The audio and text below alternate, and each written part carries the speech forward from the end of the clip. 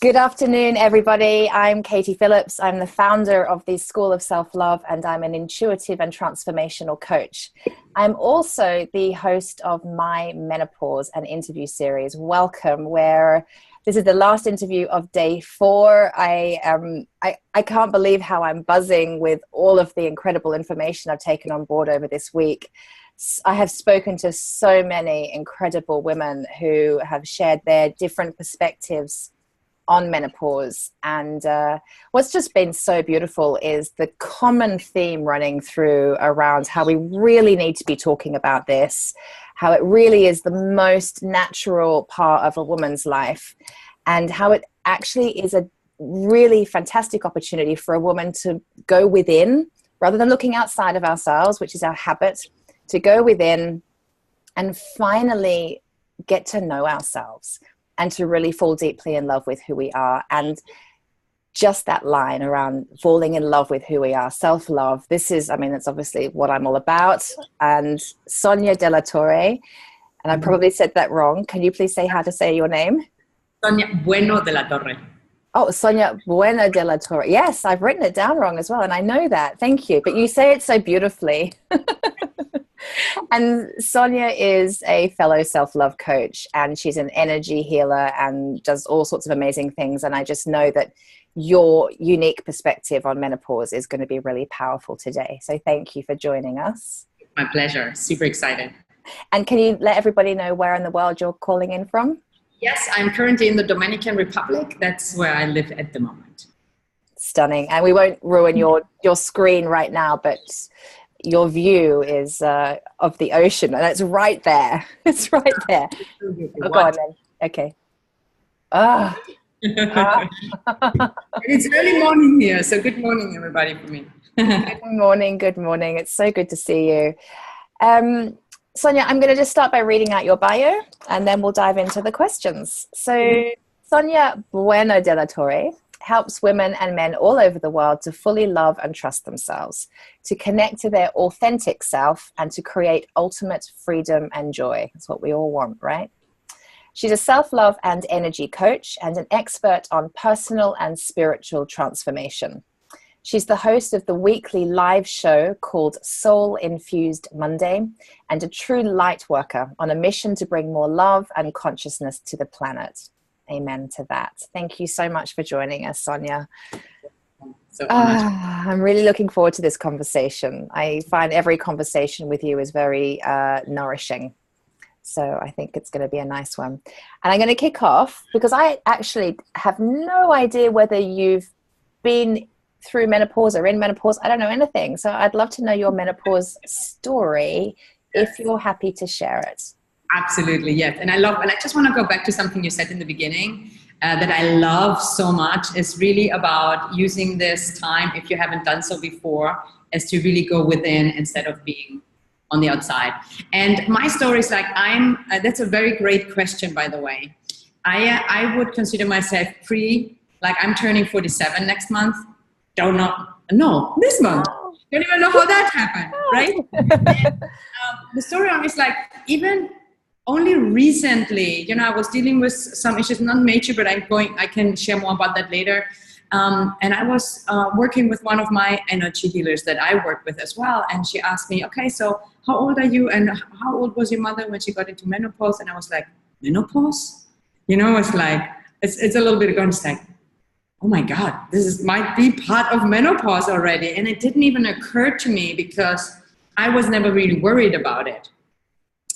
And the main difference that I feel already, and I think it's only coming, and I'm glad to actually look at it prior than just suddenly something happens and I get like, oh my God, what's going on with me? Yeah.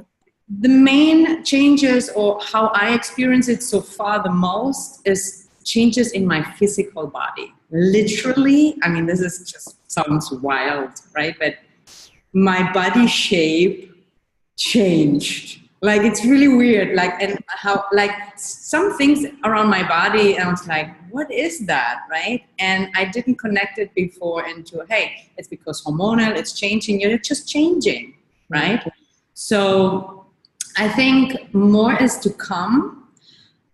And I'm really glad that you're doing this, Katie, because I think it's so important before we tap really into it to have an attitude of this is something that's happening for us. It's something good, nothing to be scared of, because I don't know about you, Katie, but I find there's so much out there. It's like, it's a bad thing. It's such a challenging thing. It's a painful thing. It's a shameful thing.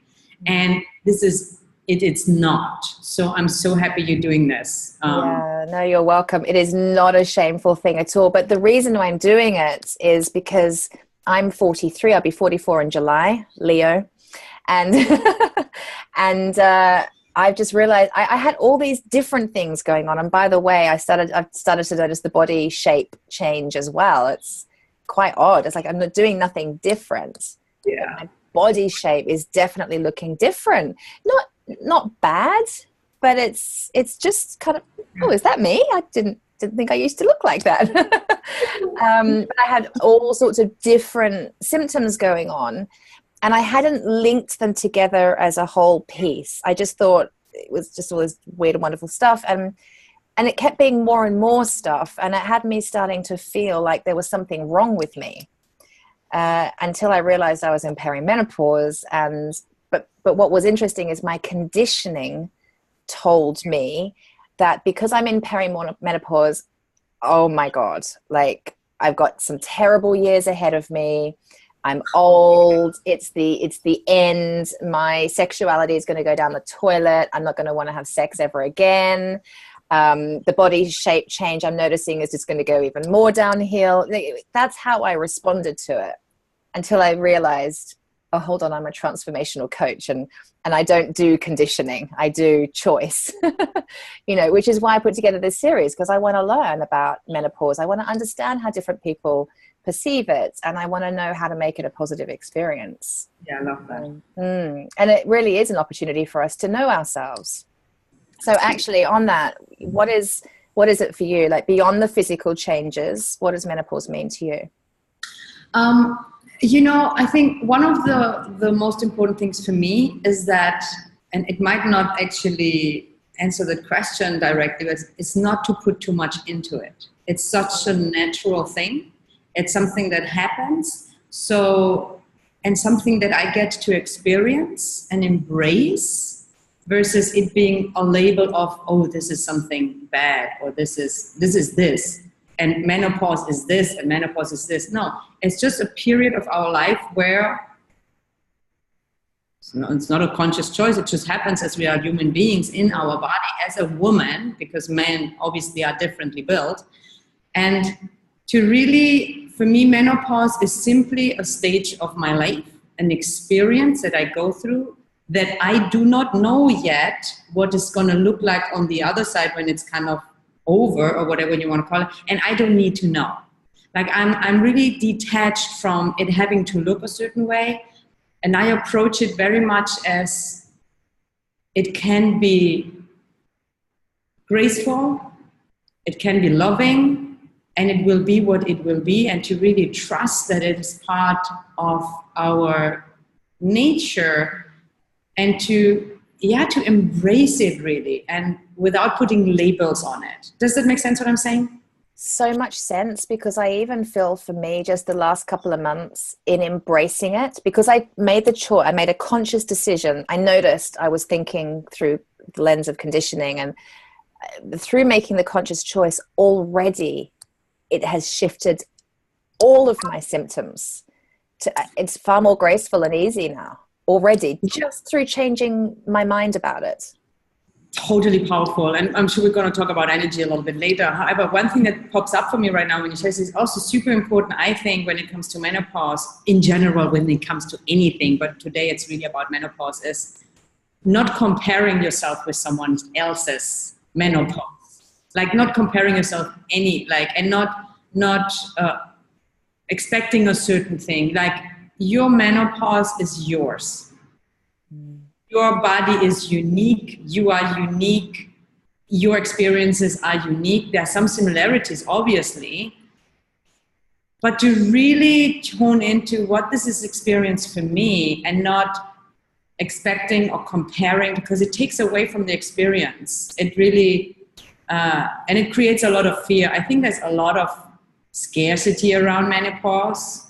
And when you don't buy into that and you really let it be an experience and you learn about yourself and you use the opportunity to connect deeply within yourself, this can be a really beautiful experience versus, oh my God, menopause. Yeah, absolutely. Absolutely. And yeah, more and more I'm realizing it's just nature's way of saying, hold on, remember who you are. Remember the truth of who you are as a soul, as a spiritual being. Remember that, because you're halfway through your life and you're here to evolve and learn and grow. Why did you do that then? What was that? It's like, I don't know if it's halfway through my life. Or do you think you're more than halfway through or less than halfway through? Maybe less. I don't know. But yeah. I don't know. I was just counting in my head. I was thinking, and then that is like, I'm going to be 47, 80, 90 or something. Oh, okay. But that was my thinking. Yeah, right. Okay. Because I'm thinking my granddad lived to 100. So I'm thinking chances of me getting to 100 are pretty high. If I keep living healthily and consciously, but we're halfway through and we're spiritual beings, and I feel like at some point, if we haven't already you and I have, but if we haven't already realized that we're here to evolve on a spiritual level, and menopause kind of stops us in our tracks and really challenges us to look at what's not working and what needs to shift going forward. Like, what needs healing? What needs transformation? What haven't I paid attention to? What lessons could I be learning? And I think even if you're on that path, you're called, and I'm really feeling this, I'm feeling called to go even deeper into that, even deeper into my self-knowing and self-awareness. And I feel a major ego deconstruction going on for me as well as part of it. It's like it's just all falling away.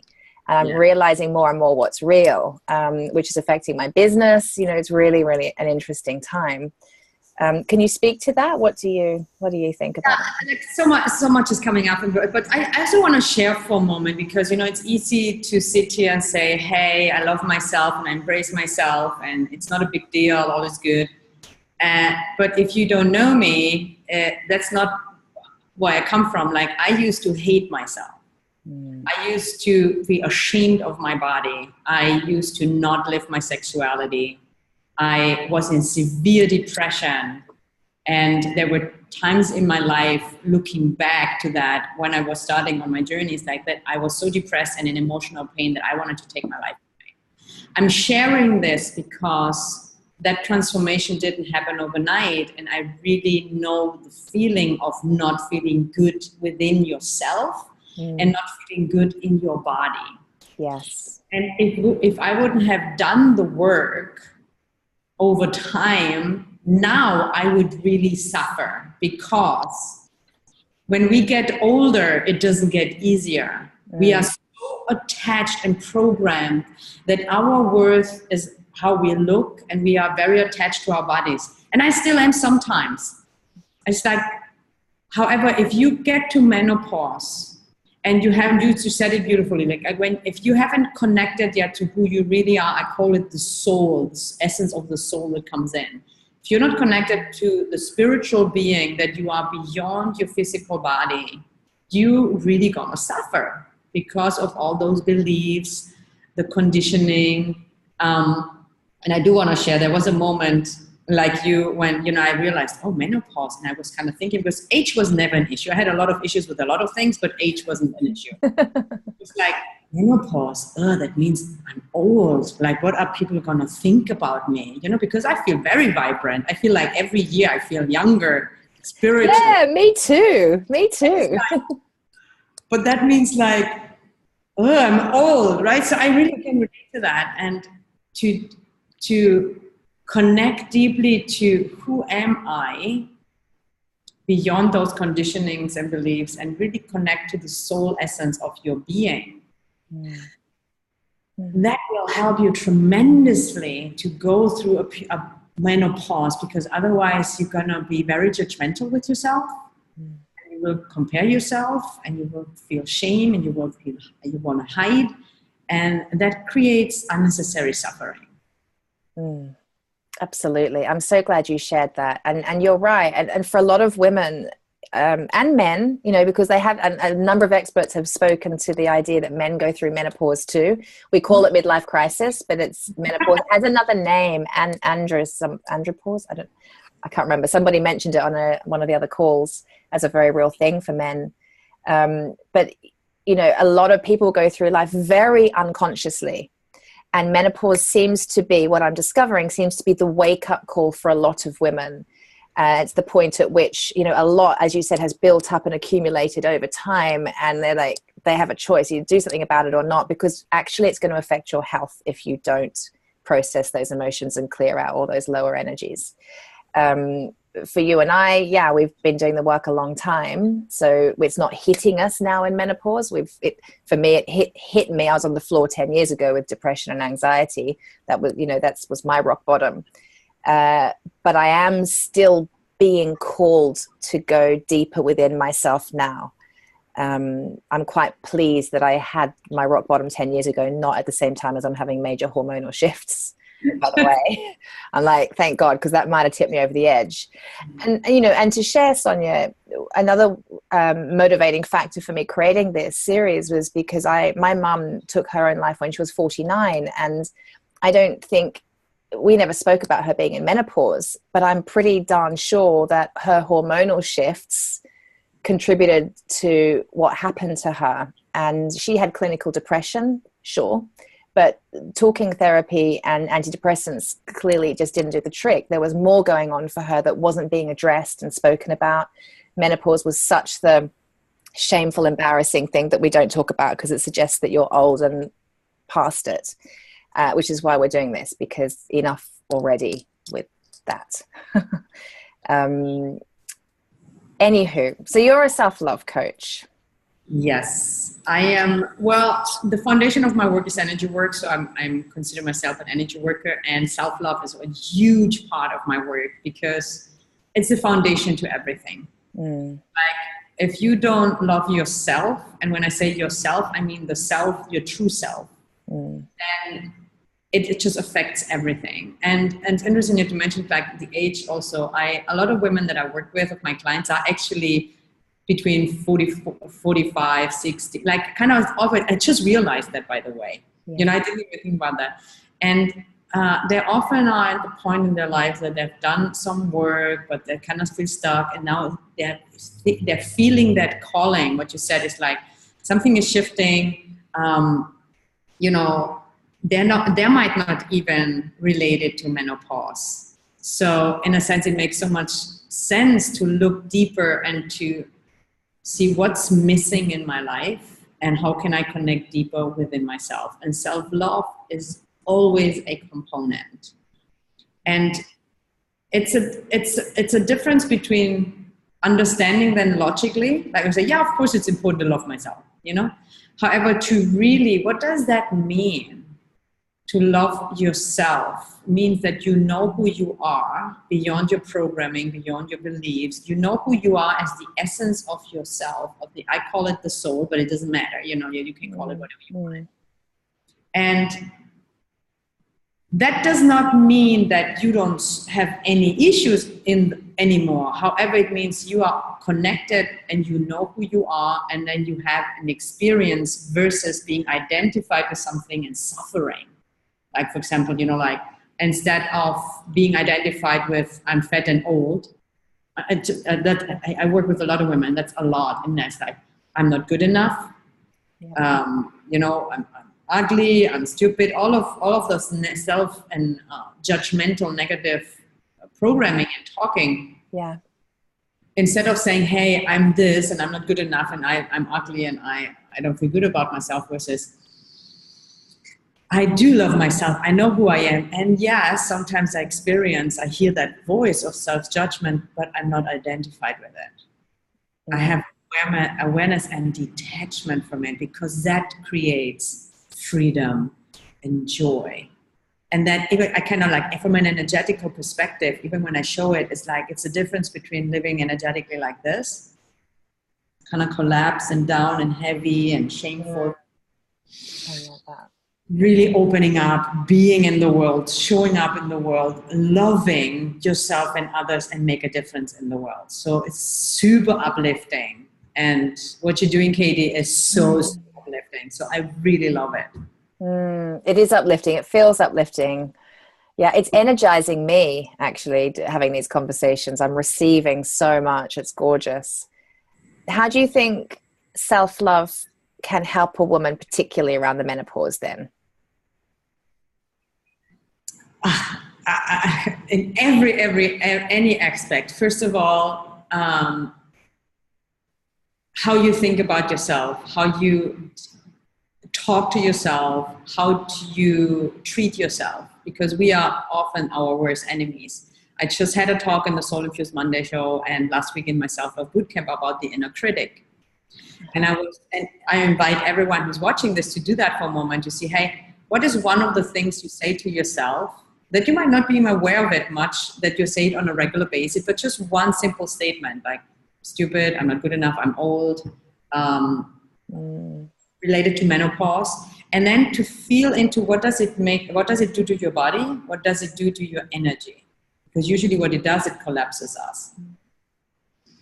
And if you only change that little piece to say, I choose to be kind to myself. If loving yourself is too out there, because to be honest, Katie, when I started my journey, it's 20 years ago, I never will forget that one day that I was sitting on the beach on vacation. I was 26 years old. My boyfriend was somewhere, it was in Thailand, most beautiful day on the beach. White sand, palm trees. I was sitting there in my bathing suit and I was thinking this should be the most amazing and romantic day of my life. The only thing I was thinking is how bad I was feeling about myself. And in that moment, 20 years ago, I said to myself, I'm going to do whatever it takes to love myself. And I'm sharing this with you because back then I did not believe it's possible for me. I had no concept of how that could even look like. But the choice started the process. So if you find yourself in that inner critical voice or, like self-talk, and if you simply pause, you take a breath, because breath is your best friend. And you internally say, I choose to, something empowering, choose to love myself. I choose to be kind in this moment. I choose to relax. I choose to drop into myself. I choose to be present.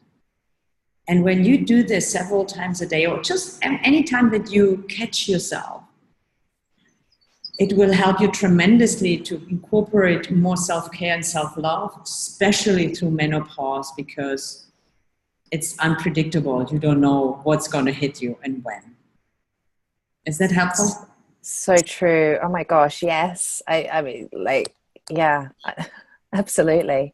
Absolutely. It really is a time for a woman to, if she's never cared for herself before, this is the time to start. Because you don't really have a choice. Your body is undeniably knocking on your door and saying, hello, pay me attention, listen to me, go slower. That's the biggest message I feel. It's like, go slower. Be kinder to yourself. Get some more rest. Have some more sleep. Stop trying to be so perfect. Stop trying to spin every plate. It's like... I do, and I'm sure you do, work with a lot of codependent women where people pleasing is a big piece. And, it's been a huge piece for me, which is why I now teach and coach around it, and for a lot of people, women in menopause, it's that moment where they realize, I've been looking after my kids. I'm also looking after my elderly parents. And I'm coming undone, and I'm not going to be able to be there for them if I don't start to learn to put myself first and take care of me. So crucial. Taking yourself first. Oh.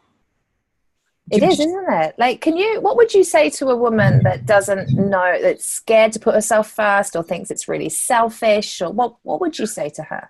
Well, of course, there are a lot of deeper underlying issues to deal with, but one simple thing sometimes that I find helpful is to relate it to time. So a day has 24 hours, and I'm very bad at math, so it might say, but you get, it's just making a point, right? Okay. So, and start with just even taking 10 minutes for you, because if you don't have 10 minutes, I mean, I think 10 minutes is too little, but to start with, it's like, even if you take 10 minutes of quality time for yourself to take care of yourself, over 90%, and that might be wrong, I don't know, but it seems like, is still for others. And sometimes they don't even grasp that, like that, of the amount of time. And also you putting yourself first is actually being in service, especially for women who have kids. Because kids learn from us, and not verbally. You can tell your daughter as much as you want that she's beautiful and that she should be loving yourself, because if you don't, she won't be able to, period. Like, it's a totally different discussion. Yeah. But when you take time for yourself, what your children learn is that, oh, mom is important enough to take care of herself, so she's worthy. Therefore, I am allowed to do that too. Therefore, I'm worthy. Versus mom is giving herself away all the time, or even in relationship, that means she doesn't matter, like she's not important enough, her needs are not important enough, and that's why it gets conditioned and programmed generational. So the biggest contribution you can do for yourself, for your relationship, and especially for your children or grandchildren, is to do the inner deeper work so that you can teach them by being an example. Super, like I so believe with every cell of my body till now, might change, that the biggest contribution to this world and making a difference in this world and bringing more love and peace into this world is to work on yourself and to love yourself. High five to that. I'm like, yeah. One last thing, Katie, that I want to say, because I know time is running out. It's okay. It's really about, I love everything you said, is like, use this time of your life to be proud versus being ashamed. And I get even teary when I say that, because I know the feeling of being ashamed to be a woman, ashamed of our bodies, sexuality. There's so much victimhood in us still. And to use this time of your life, not against anything, not fighting against the programming of society. It's about taking your power back and to be proud of being this living being that gives life. Life wouldn't be existing without women. And it's not against men. I love men as much as I love women. They have their own struggle. But to be proud of being a woman, being proud of going through menopause, looking back at your life, what you have accomplished, what you've created, what you've given, and now see it as a reward versus a punishment. I to myself right now. Actually, goosebumps. I'm getting them too. And something came to me while you were just speaking then. What was it? It was, I've lost it. I got goosebumps at the same time. It'll come back if it's meant to come back. But yeah, it's absolutely, completely agree with what you've said. We've got some questions coming in. Oh no, it's a non-question. Actually, Jean, if you wanted to ask a question, it's only put an H there. You haven't actually, the question didn't complete. So maybe if you want to ask a question, just retype it back in, please. What do I want to ask you? Okay, let's talk about energy. Mm-hmm. You're an energy healer. You're an energy expert. You work with energy all day long. I can see you working with energy just while we're speaking. So how can we shift our energy? How is shifting our energy going to help us through menopause? So that's a question that I could now talk about for hours. So okay. I'll try to do my best to find a short answer. Everything is energy. In my life, this is the world I live in. When you learn about how to shift your energy, it can change everything. And I believe that when you change your energy, you shift everything. So in menopause particularly, as from an energetical perspective, being in love with yourself, being connected to your higher self, to the divine, the spiritual being, God, soul, whatever you want to call it, is to come in vertical alignment from an energetical perspective. So while you're even watching this, I always like to do something experiential. Oh, that's good. And if you're sitting, I mean, if you're even when you're driving, maybe not when you're lying down, but if you just take a moment to sit up straighter, you just imagine that you have a string on top of your head that is pulling you upwards. Best case, you feed your feet on the ground, but don't worry about it. There's no perfection here. And you simply take a breath and you imagine that you are becoming more in vertical alignment, that energy flows up and down into vertical alignment. What that does is it opens up the places that are collapsed and more in a lower frequency energy, and you open up, and you are also more open to receive, to give, but you're connected with something higher. And I go way deeper. It takes years to really, like get in a state that I have been. That took me a long time, but that alone made a huge difference for me. If you every morning, for example, just tomorrow morning, if you get up and you meditate, if you don't have a meditation practice, I super, super recommend that. I'm happy to share something about that. But to take time in the morning for yourself to get into vertical alignment, to breathe, to open up, and even a simple shift that anyone can do is to just look up for a moment. Just look up. Just look up. Just literally just look up. Maybe you see your ceiling, maybe you're outside and you see a tree or top of your car, whatever, it doesn't matter. It's about the energy to turning your eye up. Do you feel the difference? Yeah, I feel really serene right now. Yeah. So that's just a super, super tiny taste of what energy shift can do. Yeah, it's just it literally is just, it's choosing. It's consciousness, isn't it? It's just choosing to align and open. Just choosing, align and open, align and open. Yeah. And then to learn the skill is important, because we don't learn that in school, unfortunately. However, what you just said, super. You choose and you take action. Choose and do something without being attached to the outcome, without it being perfect. Done is always better than perfect, because when we wait until it's perfect, we don't do nothing. I'm a perfection. Yeah, I'm a total recovering perfectionist, and there's emails have gone out, even part of this series, and I've looked back and I'm like, oh, typo, missed that. Done is better than perfect. At least we're here, we're showing up. We've brought in 19 women from all around the world. It's pretty good. Yeah. Is there anything else that you'd like to say around energy and how we can work with our energy? I mean, what you just shared there was actually it's a really beautiful daily tool we can use. Just too much, obviously. But the one thing that I want to say, just to give a perspective of how it can change your life.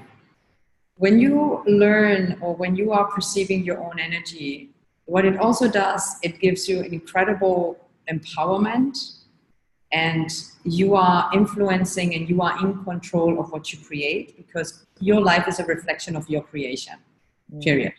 Like if you're into blame or judgment, work on that, because what you have on the outside is what you have in the inside, and that's why you create it.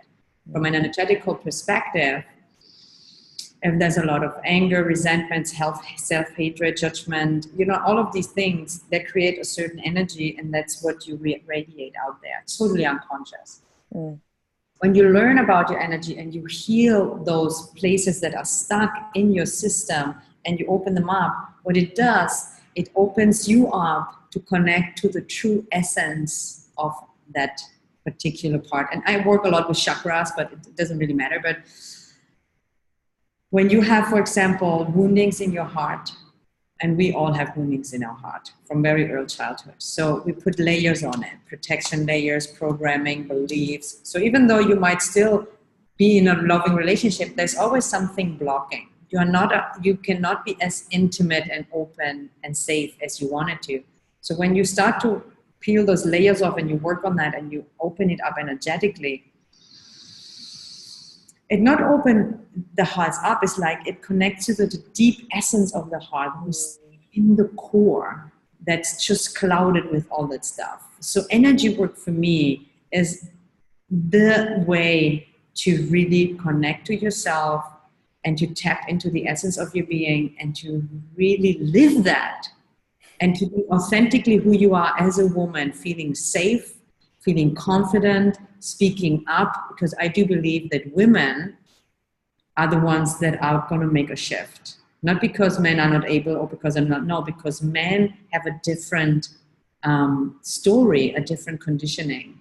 And men and women have been in fighting and in war for so long. It's really time for that to shift. And I think we women, by us coming back into our power authentically and in our self-love and embracing who we are actually going to make a real difference in the world. Hell yeah, it's another high five right there. Yeah, we are. And we are. And it's happening. Yes, it's happening. It's happening. And we, as the feminine, we shine the light for the masculine. They follow our lead, actually. Yeah, that's a whole other conversation. Jean said she was going to ask about how to rid yourself of the self-critic. She thinks you answered it, but I think you could speak a bit more to the self-critic. How can we rid ourselves of the question? Did you say how to rid? How to rid ourselves of the self-critic. Love that question. Love that question. I get that question so often. I was just talking to one of my clients. She said, Sonia, I have such a strong inner critic. How can I get rid of it? I said, the first answer is you don't get rid of it. So true, right? It's kind of ever present. That's good news. That's good news. So stay with it. And I understand it because I did everything that didn't work for years, so you don't have to. So don't fight it. Don't try to get rid of it. Don't deny it. Look deeper into it. It's something that is a part of your psyche that is developed at very early age to protect you. Now it's not protecting you anymore because it's out of control, it's totally unconscious, it runs like a broken record, like, and we are identified with it. So the first thing to realize is that inner critic is not you, as a voice, as a program that's running. It's literally like a part of yourself. We have all different parts, and this is such a huge topic in itself. But to really let go of the resistance, don't fight it, turn it around and look, okay, this is a voice. My inner critic is telling me whatever it's telling you at that moment. My inner critic is telling me I'm fat and old, or I'm old now that I'm in menopause, or whatever it's telling you, and you separate from it. And then instead of focusing on fighting it, getting rid of it, doing this with it, because energy follows attention, you just put more energy into it. You let that be there. It's easier said than done. It takes work, however, just to give you perspective. And you start to detach from that and you connect more of who you are. Because when you are connected with your true self and you are in self-love and in confidence, even though that inner critical voice is still part of your psyche, it's not that loud and it's not affecting you as much anymore. It's just not running your life anymore.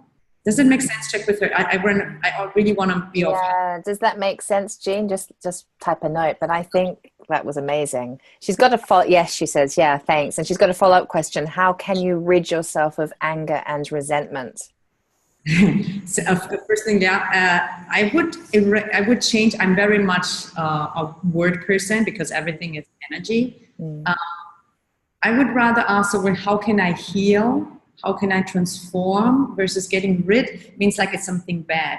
Anger is not a bad thing. Anger is energy. Unresolved anger and resentment is in your way to be fully happy, joyful, and love. In order to do that is you want to do some deeper inner work and find out where is the anger stuck, what is the resentment, and then work on letting go of the attachment to it. It's a very big question and a little bit broad. So if I would know more specific, I could answer more specific. However, the deeper inner work on resolving the attachment to it will be important. Because from a logical perspective, you know that, well, it's not good for me, anger and resentment, right? You would say, hey, it's better to let it go, right?